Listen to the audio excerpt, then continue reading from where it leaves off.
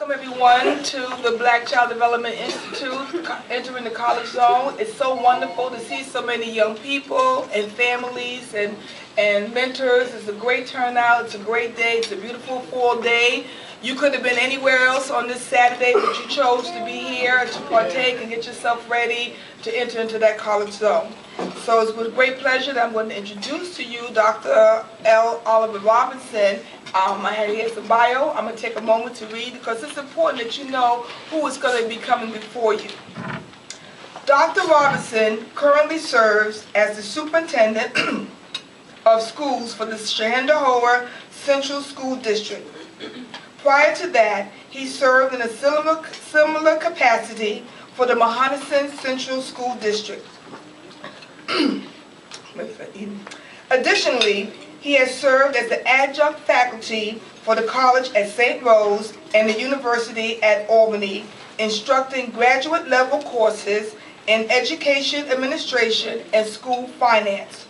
Dr. Robinson is frequently asked to offer opinion and advice on various state-level policies pertaining to leadership and to the students' financing of public schools in New York.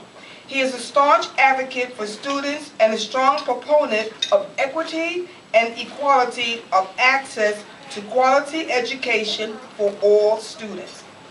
Dr. Robinson received his Bachelor of Arts degree with dual majors in business economics and organizational behavior and management from Brown University in 1991.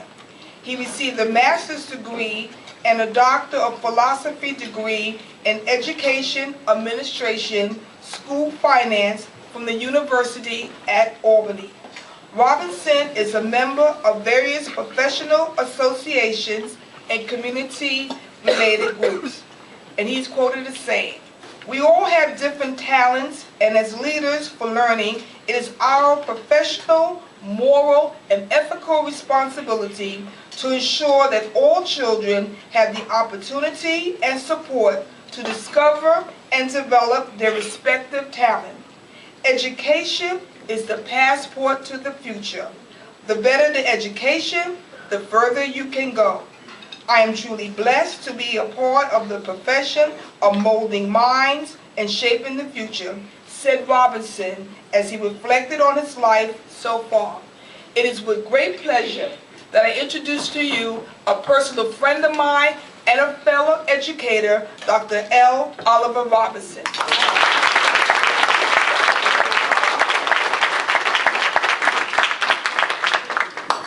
You know, one of the strangest things that is still strange to me, every time people introduce me, I'm saying, who are they talking about? Who's that guy? I want to meet that guy. He sounds impressive on paper. Thank you very much, Beverly. I appreciate the introduction, and also I appreciate being here. Because this is truly my life's passion, is to figure out how and when and where I can impact the lives of our young people in a very positive way. And so I'm always shuffling, you know, so my phone vibrates because my kid is wondering, am I going to come and get him and take him to basketball at 2 o'clock? And my wife is wondering, should she leave my daughter at ballet in Albany? So we kind of do the juggling thing. So if I reach, it's not because I'm being ignorant and using the cell phone while I'm doing this, because I don't want you guys to use the cell phone while I'm talking, but I have a little dilemma going on. I'm going to talk to you about a couple of things. I'm going to talk to you about myself, because I think it's important for you guys to understand different people. I'm also going to talk to you about the world in general, because as I sit here, it's a bunch of young people, most of you middle school age, some high schoolers, at a point in your life where you're probably scratching your head and wondering, what is all this about that everybody's talking about, this whole thing of preparing yourself for the future? What is all that about? For some people get it. For some of you, you're still scratching your head thinking, I'm not sure what this whole thing is about. Because, you know, there's certain things that you have to understand. I'm going to try to share some wisdom and some caution. You know, some things that you really walk out of here and say, wow, I'm motivated by, hopefully. And some things that you got to think about, I got to keep that in mind as I progress through life. Because, see, we're really in a very kind of precarious position in life right now. So many things around you are changing.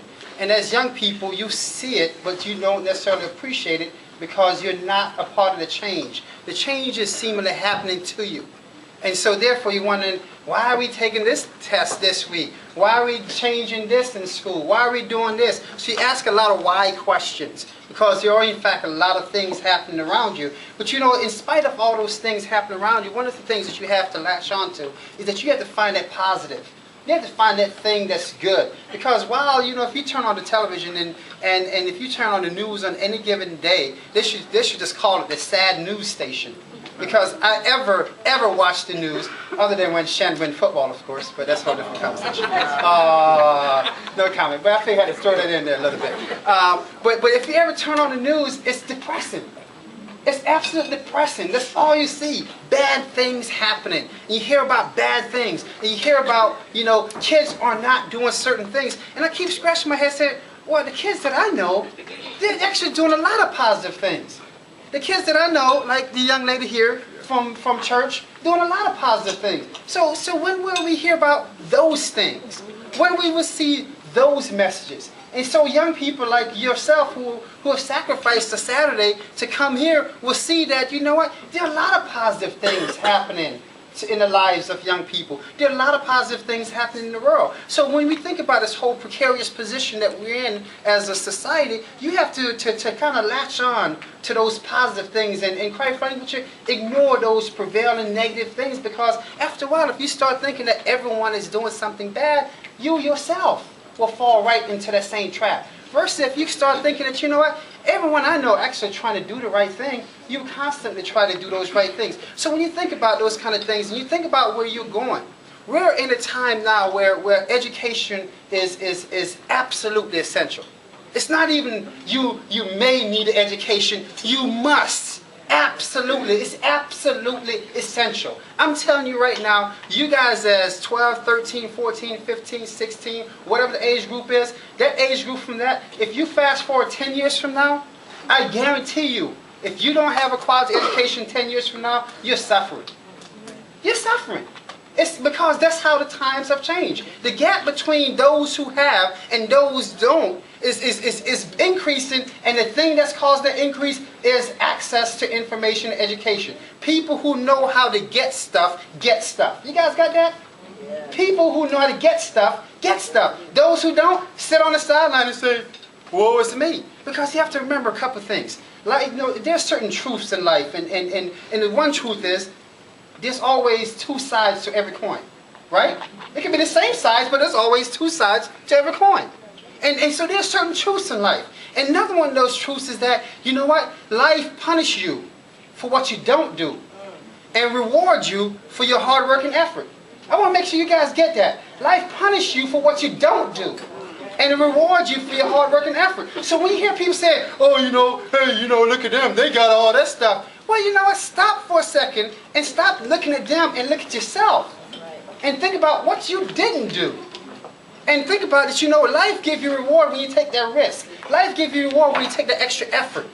And so when you think about all these kind of things, that's the mentality that you have to have. How do you take that extra effort? How do you take that risk and say, you know what, I'm really not sure how this is going to work out, but you know what, I want that thing, so I'm willing to put forth the effort to get that thing. And nothing is going to come to you, folks. Guarantee you. If something comes to you, it ain't no good. Excuse the French. You understand that?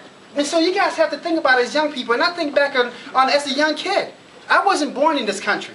I wasn't born in this country, but I think back all the time, and I talk about it all the time because it was the moment that made the difference in my life. When I was a little bitty, oops, here's the vibration. That's the wife said, okay, she'll get Oliver. That's a beautiful thing. Okay, so back to what I said. I wasn't born in this country, but I remember coming here as a young kid. As a young kid, just barely turned 7. In August of a year way back then, you guys could do the math. And I remember my father came to the States, came to Florida. In fact, because if you guys go to South Florida, it's not all beaches, folks. Trust me. My little neck of the wood in South Florida is orange groves and cane fields, sugar cane fields. My father came to this country to cut sugar cane. So you talking about, you guys think you guys got it hard, my God, life. No. Life ain't hard until you do some real labor work. That's when you realize how life is. So my father was here 5 years before we even came. So when you think about it, I was 7. The last time I saw him, I was 2. So you think about that in your mind. I want you guys to capture this because sometimes people don't have the appreciation that it's all about what you get from life and what your effort you put into it. And I remember as a child coming through Miami International Airport, and I saw my father. And you know, the funny joke in my family for a long time, my father was like 5'4", and my mother was like 5'9". So it was like, you know, it's like, how did you guys hook up? Okay. But anyway, so my father was, not a tall guy, but a powerful guy. He had a powerful stature to him. And he stopped us right in the middle of the airport. And I'm the youngest of 8 kids. At that time, it was 5 of us together. Stopped us right in the middle of the airport and said, you're in this country for one reason and one reason only. And that's to take advantage of everything. Not something, everything this country has to offer. And I remember that to this day. I see it, that vision now. And so I'm saying to you guys, you know what? When you think about, oh, woe is me, woe is not you. You have everything in front of you. It's up to you what you want to get. And trust me, I saw that look in my father's face and I'm thinking, wow, he made a tremendous sacrifice to give us an opportunity to change our entire lives. And trust me, all through school, people always say, you know, the Robinson kids always get good grades. Oh, the Robinson, no. The Robinson kids go home and take care of business. That's what happened to the Robinson kids. We go home before we play, we make sure we take care of business. You know, and another thing, not to prolong too much of my family life here, but something my mother used to do, because guess what? You know, growing up as a kid, I didn't realize I was poor. And I'm going to tell you the first time I realized I was poor. As a kid, I was the happiest kid in the world. I thought I had everything I wanted. I was the happiest kid in the world, period. And so, but one of the things that my mother always used to say, when you leave the house, make sure you look presentable. And and that became the norm. And so we used to come home, we used to take off our school clothes and put away our school clothes and put on our play clothes. You guys nowadays, hey, everything is play clothes. You know, we had 3 suits of clothes to wear to school. Put on our school clothes and put them away. And if they got dirty in PE, guess what? When we were taking a bath, we got them in the tub, washing them out. And I grew up in South Florida, it was hot. We used to hang them out on the line. So guess what? Monday became Friday's wear. You guys have the alternative? Because, you know, we had a little pride. We don't want the kids to say, oh, you had it on yesterday. No, actually, I had it on Monday. So those are the kind of things that's how I grew up. That's the mentality that I had. And that's the mentality that I have right now. So I share that with you guys because, you know what? This whole notion of education becoming so important. All through high school. I went to a predominantly black high school with a whole bunch of poor folks, and I didn't realize everyone was poor because everyone was poor. There was no contrast. We all kind of lived in the same place and did the same things, and so what was the norm is the norm. And the first time I realized I was poor, and I'm going to tell you how I got to Brown. I got Brown University. Went to Brown University the summer before. I was playing football at Brown. I was in a pre-engineering program. So I got there in July. And so here I am. In July 1st, after the first week of practice, a whole bunch of the guys said, hey, let's go and have some wings to celebrate the first week of 2 days practice. And so I'm thinking, okay, that sounds cool. There's things we could do. But the whole time I'm nervous. I got this feeling in the pit of my stomach thinking, Oliver, you know you don't have the money, man. What you doing? You know, it's like my little imaginary friend talking to me. What you doing? Somebody you going out to have some wings? Because see, my mother, God bless her soul, both my parents are deceased. That's why I'm the luckiest person in the world. I got 2 angels with me all the time. Remind me, hey, what are you doing, boy? Don't even think about that one. So my mother was so anal, excuse the French. She sewed a pocket inside my pocket, so I could keep all the little money I had with me all the time. And so I used to think, Mama, why are you doing that? She was kind of like, you're going way in Providence, Rhode Island, I don't even know where the place is, and all the money literally, when I went to college, everything I owned in the world, I had with me. I had a Foot Locker, if you guys know what a Foot Locker is, some of the adults know what a Foot Locker is. Every material belongings that I had was in that Foot Locker. Every penny that I had, the $157 that my mother gave me, and she sewed in my pocket, stuck in my pocket, and she said, you know what, this is all I have to give you. That's where I went to college with, folks. And I'm sitting there thinking, I got $157. Okay, I'm going to start, you know, when will financial aid come in? I'm trying to time it out. When will I get the first financial aid check? Okay, I got to get a summer job doing something because $157 ain't going too far. So I'm sitting there thinking, I've got all these things thinking about. And so I'm sitting there. These guys went out to have wings. And now they start ordering. Wings coming through. And I'm sitting there thinking, And then I stopped for a second because I'm thinking, now when they say, okay, boys, we're going to split the bill, I'm sitting there thinking, I got $157. If I spend it all now, I'm done. And I had, I planned everything out. And I planned, I could spend about $10 a day and I'm good. So I figured, man, if I spend my $10 right now on this, I can't even buy soda on the way back because I know if I start breaking into the next $10, I'm in trouble. And it's a slippery slope. You start doing something, oh man. And my friend Rodney Vincent from Cincinnati, Rodney, and the reason why I'm going to say a black guy, because most of the guys on the team are white guys. So it's the only reason why I'm qualifying. Rodney pulled out, and for the first time in my life, I ever saw someone close up with a credit card. Rodney pulled out, and then the platinum credit card was the credit card of credit cards. Now they have all kinds of credit cards. And he pulled it out, and he put it on the table, and I'm sitting there thinking, in one night, he charged more in one night than all the money I had and my financial aid check that was coming in. And I'm sitting there thinking, all these boys were, yeah, man, this is so cool. We should do that every Friday. And I'm sitting there depressed. And I walked down, and Rodney's like, where you going? So I was like, nah, I just got to take a walk. I got a few things in my mind. I'm walking down Thayer Street, which is a street that runs right through the Brown campus. I'm walking down Thayer Street, and I'm saying to myself, Oliver, what are you doing here? Mrs. Smith was right. I'm going to tell you what Mrs. Smith. Mrs. Smith was my guidance counselor in high school. When Coach Brown told me to go to Mrs. Smith to get the application to Ivy League school, guess what Mrs. Smith said to me? Boy, they don't let black people in those spaces. Stop wasting my time. That was my guidance counselor. So for all you adults here, make sure you tell your kids positive things because they're going to remember that. Because I remember Mrs. Smith. But Mrs. Smith is a motivation to me to say, for every Mrs. Smith, I'm going to prove you wrong. And so now here I am. Here I am walking down Thayer Street, and I'm thinking, Mrs. Smith was right. And that was really kicking me because I hated Mrs. Smith. I'm thinking, no way Mrs. Smith kicked. I belong. And I stopped for myself. I'm saying, hold on. What are you thinking, Oliver? Hold on now.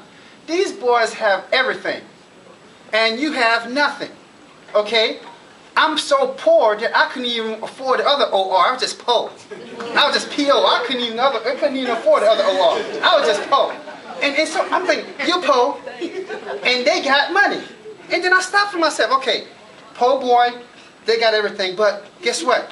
We're both here. You got it, I don't, but we're both here. So I'm still thinking, no, so I'm getting pumped. I went from like this to like now. I'm pumped. I feel like, hey, bring it on. I'm all pumped. And I'm like, hold on. They came from everything. He went to Cincinnati Country Day School. He did this.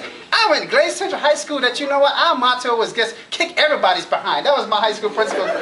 She's like, just kick everybody's behind. Everything we did, we just went through it violently. Academic games, we were just mad. Academic games, we're an intimidating team. Yeah, you think you're going to get it right? No, you're not. So I went from that to now, and I'm sitting there thinking, hold on, I'm poor, and they got everything, and I'm here.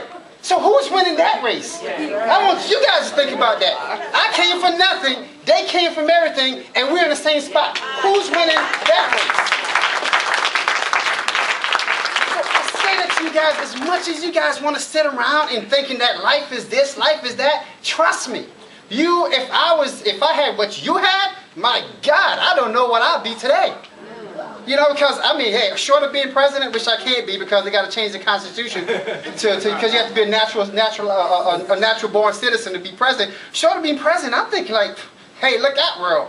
And that's the attitude that you have because when you think about it, folks, you guys are going into a time and place where norms are being redefined. The rules of engagement are being redefined. And the question is, who are going to define them? Are you going to define the rules for you, or are you going to have someone else come and define the rules for you? And when we have no education, someone else will.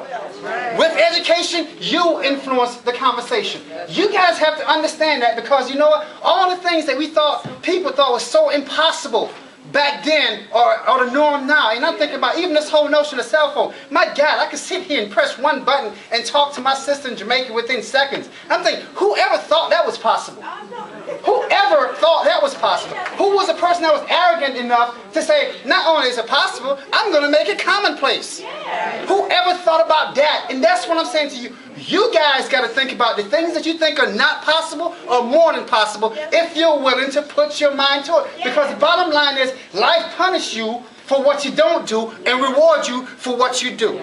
You guys got that? I hope you guys really get it, because you're at a point now. You're at a point. And I call that moment a reckoning point. Mine was when I was 7 years old in Miami International Airport, and the second time to me was Thayer Street in Providence, Rhode Island. When I realized that, guess what? As I said, I'm poor, they're rich, we're here, I'm kicking their butts. Let's bring it. Let's bring it. Let's bring it. So when you guys think about it, when you think about it, folks, don't become prisoners of past assumptions. Don't become prisoners of stereotypes. You guys understand what I mean by prisoner of stereotypes? When other people want to define you because of the color of your skin, or other people want to define you because of where you live, other people want to define you for every other reason other than who you are, because they haven't taken the time to understand you. You know you. You need to apply you to what you want in life. And the last piece, I want to wrap this whole thing up. Something else. The last piece, the most significant thing I want to talk about. And this applies to the adults in this room. Because you know what? Growing up as a kid, as I said, growing up as a kid, my parents never ever came to a parent meeting. Why? Because guess what? When my mom came from picking lettuce and carrots and celery in the fields at 6 o'clock in the evening, the last thing she's thinking about is going home, taking a bath, and getting dressed to go to the school. She's thinking about, I'm going to barely lay down to rest my achy bones to start this whole thing over again at 5 o'clock in the morning, over and over again. And I looked at this because, you know, I came from a family. My father's parents died when he was 2. He never went a day of formal school, but he's the brightest man, the only person I know other than probably Brother Comethier who has read the Bible over and over, back to back, cover to cover. So I say that to you, sometimes people think that, you know, you have to go to school. It's what you apply yourself to. The wisest man I ever known is a man who never stepped foot in a schoolhouse. That's my daddy. And he gave us that motivation to say, you know what? God gave you a mind. Use it. Use it. Use it.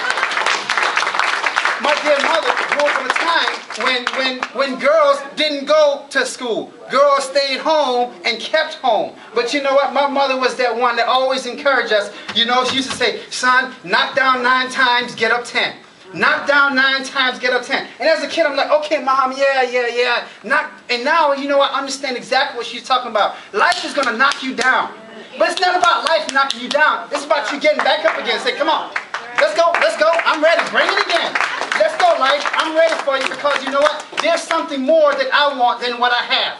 And I'm willing to put forth the effort. And that's the attitude that you guys got to take to life. You got to take that to life. Let your imagination be your own limitation, folks. Young folks, if you guys don't do it, you know what? No one's going to do it for you. And the adults around you make the difference. Coach Brown was my inspiration. God bless his soul. Young guy died of cancer. Coach Brown was the guy when my father died at age 16. Coach Brown said, I went to Coach Brown's house. He's like, Coach Brown, I want you to be my dad. Coach Brown was like, Robinson, you know I got 2 young boys. I can't afford you. And I was like, Coach, I don't want your money. I just want someone who I come and talk to every now and then. And Coach Brown was like, hey, I can do that. And you know, he was a difference maker. He was the one that said to me, Robinson, you're a bright kid. You got SAT scores off the chart. What you want to do with yourself, son? Do you want to go to Florida and try to get into the league, in NFL, where we used to refer to the league? Do you want to do that? I was like, Coach, I like football, but you know, I'm not sure if I want to be a professional. He's like, son, you can do anything in the world because you're bright. And at that point, it was popular. Young, black, and gifted. And he said that, and I was like, for the first time, I felt like I was young, black, and gifted. And I was like, my God, he believed in me more than I believe in myself. He believed in me more than I believe in myself. And that's the influence that certain adults will have on your life. Coach Brown was my dad, you know what? And Mrs. Smith, when Mrs. Smith say, hey boy, they don't like black people in this place, I went to Coach Brown, and Coach Brown say, son, I want you to go home and look yourself in the mirror. And I want you to think about what Mrs. Smith said. I want you to think about what you know about you. And I looked myself in the mirror and said, Mrs. Smith, I'm going to prove you wrong, baby. I'm going to prove you wrong, because you know what? Hey, I know the sacrifices my parents made. I know who I am. I know whose I am. You guys get that part of it? And guess what, folks? Guess what? You know what? Bring it, life. Bring it. I take that same attitude every day to me to work, and I tell people, if you're going to work with me, you better come ready to roll. Because guess what? Life is too short for us to waste time. Too short for us to waste time, too short for us to focus on the negative, too short for us to try to do things that put people down. The bottom line, folks, young folks, life is up to you to make the difference for you. You have to become the future that you want to be, and no one else takes the blame, because life punishes you for what you don't do and rewards you for what you do. God bless you all.